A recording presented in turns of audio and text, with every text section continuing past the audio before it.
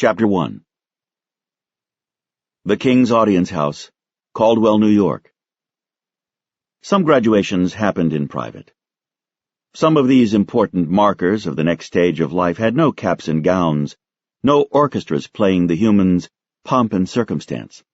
There was no stage to walk across or diploma to hang on your wall. No witnesses either. Some graduations were marked by the simple and the everyday, the nothing special, like a person reaching out to a Dell monitor and hitting the little blue button on the lower right corner of the computer screen. Such a mundane action, done many times in a week, a month, a year, but nonetheless, for one particular instance, a great division between before and after occurred. As Paradise, blooded daughter of Abelone, first advisor to Wrath, son of Wrath, sire of Wrath, king of all vampires, sat back in her office chair, she stared at the now black screen in front of her. Amazing. The night she had been waiting for was almost here.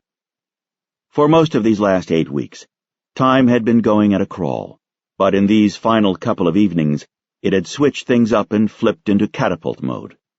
Suddenly, after having suffered through 7,000-hour waits for the moon to rise, she felt like she wanted to slow it all down again.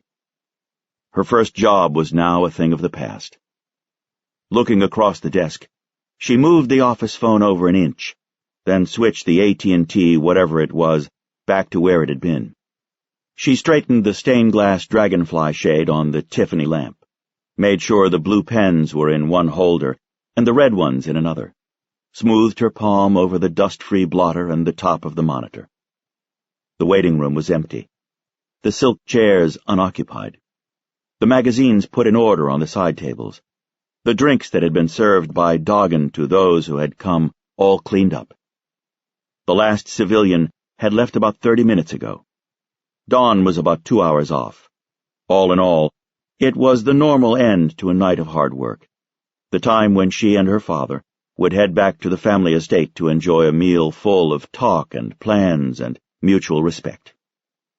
Paradise leaned forward and looked around the archway of the parlor. Across the foyer, the double doors that led into what had previously been the mansion's formal dining room were closed. Yep, just a normal night except for the very unnormal meeting that was taking place in there. Right after the final appointment had left, her father had been called into the audience chamber and those doors had shut tight. He was in there with the king and 2 members of the Black Dagger Brotherhood. "Don't you do this to me," she said. "Don't you take this away from me." Paradise got up and walked around, re-straightening magazines, re-plumping throw pillows, stopping in front of the oil painting of a French king. Heading back to the archway, she stared at the closed panels of the dining room and listened to the pounding of her heart.